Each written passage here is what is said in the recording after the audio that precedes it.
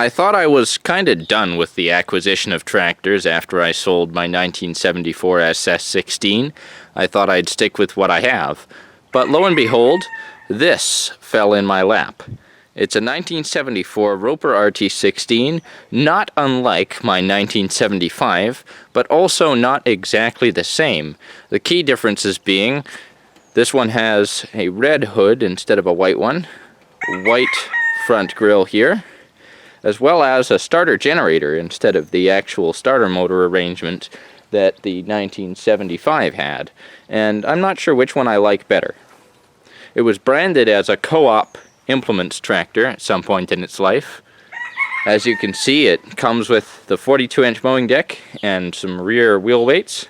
And there's some other things that I bought in the package with this tractor that I'll go over later. The tractor runs and sort of drives. We'll lift up the hood so that a better view of the engine can be had. It's a bit hard to do since the hood is bent on one side and completely broken on the other. This is what the engine looks like underneath. It's the same 16 horsepower Briggs & Stratton 35 cubic inch single cylinder that's on most of the Ropers of the era. I strongly prefer it to the Tecumseh OH160. Couple of things to note. It has a new John Deere battery in it. Not sure why someone would put a John Deere battery in an old tractor like this. It also has relatively new battery cables and a solenoid, and also a lot of the wiring has been redone, as you can see in there. It's nice. It saves me a lot of worry, and it cranks the tractor over very fast. A new battery, new wiring. One of the headlights has been broken out. Another interesting modification to this tractor is the air filter. Didn't normally come with an air filter cover like this, but it's on nonetheless. The air filter underneath is about halfway through its life, and it's also missing the pre-filter, which I can fix because I have a bunch of the air filters for these older Briggs & Stratton engines in stock.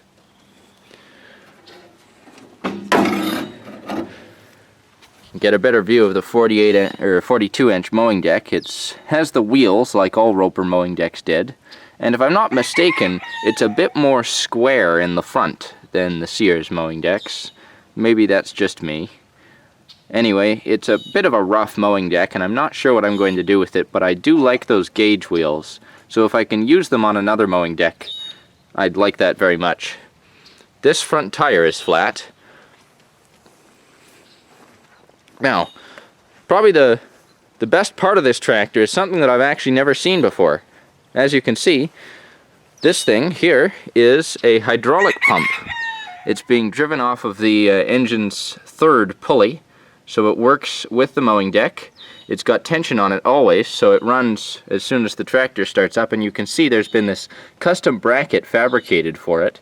It mounts down there with 2 bolts, and then it mounts up here through a modified snowblower bracket, if I'm not mistaken. Just bolts into the battery tray there on the other side. An extremely handy fabrication, and it still works with the mowing deck. That's the brilliant thing. So then these hydraulic hoses run back here to this controller, and as you can see, it's H2.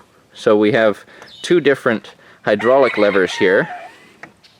The first 2 are tied off, and I'll show you what they do later because they were put in there for a reason. And they were even tied off properly.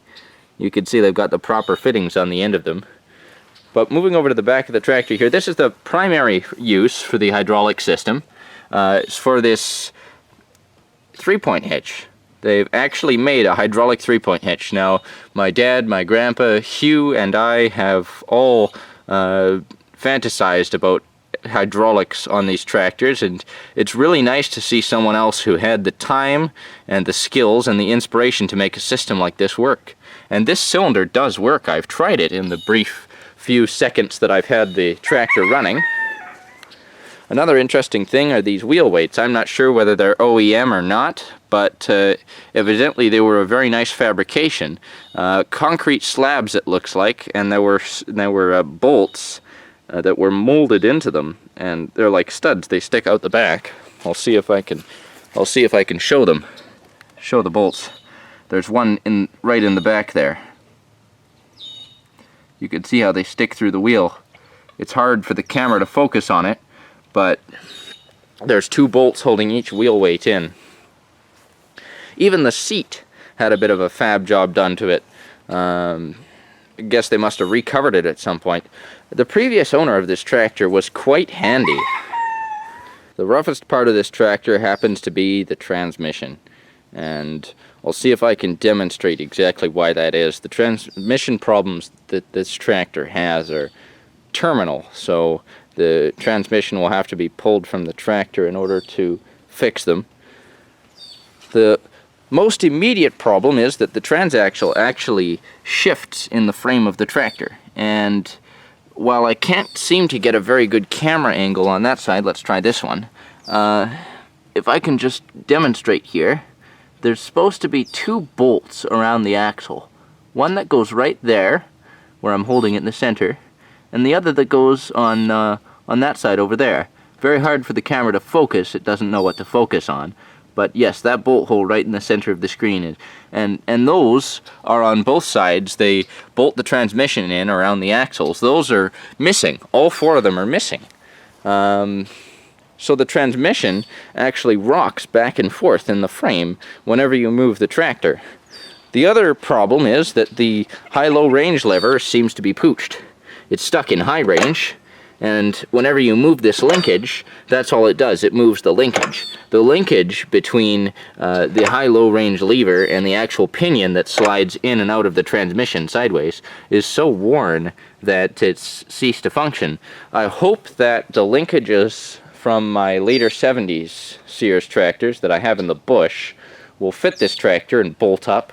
I also hope that the threads in the transmission case for those axle bolts are still good, because I've got lots of those on hand from newer tractors. Anyway, I'll have to fix that before I can use this tractor, unfortunately. It's pretty much a full-time project, but I might as well show you with some of the other things that came with it. In addition to the 42-inch mowing deck and the hydraulic 3-point hitch, it came with another 39-inch snowblower. I think this is probably the most popular attachment on these Sears tractors. I have 5 of them now.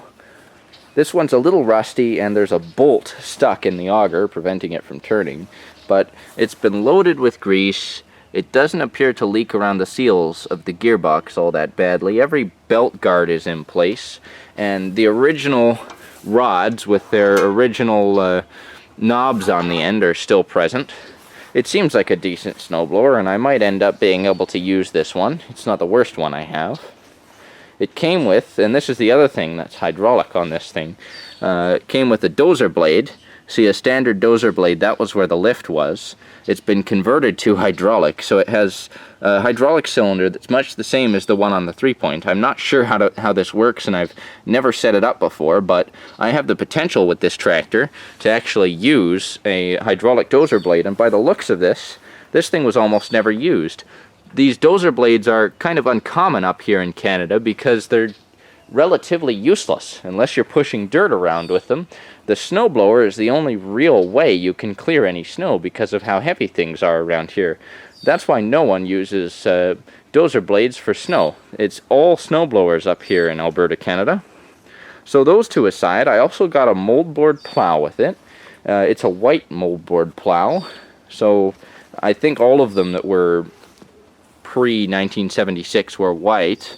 Model number 917253020. Came with a couple of linkages. I think I recognize these from somewhere. It looks like they belong on a 3-point hitch, but were taken off for the hydraulics. Anyway, there's 2 of them there, and they've been electrical taped to the plow to avoid them being lost. The cutter here is in okay shape. There's still a lot of play in it, but you know, I think it's just because of that loose bolt on the other side. Plow's in alright shape. I'll probably end up selling it. These Moldboard plows actually bring in around $200. And then, as you've been seeing, because it's standing right next to the plow, there's some disc harrows here, I think 5x5. So I'm really happy to have those. I mean, disc harrows, I've been searching for them for a while. They're quite useful, and my mother was quite excited about this attachment here. this was the last thing I got with the package. It was actually a whole other tractor. This is a 1980 Craftsman 20T. Came with some Carlisle Ag tires that hold air but are pretty badly weather checked. There's also some chains on the back. It also came with a non-functional electric 3-point. But as you can see right beside it, this is the gem, really, I think, of the attachments. I think this is my greatest score. This is a snow blade, but it doesn't have the conventional lift style like you would see on a snowblower, where it's just up and down like that one big lever. It actually has a rod that extends down the frame of the tractor, and then this bolts up right there on the floorboard. This contraption here, you can see this would bolt up right underneath that footboard there, and these carriage bolts went through like that.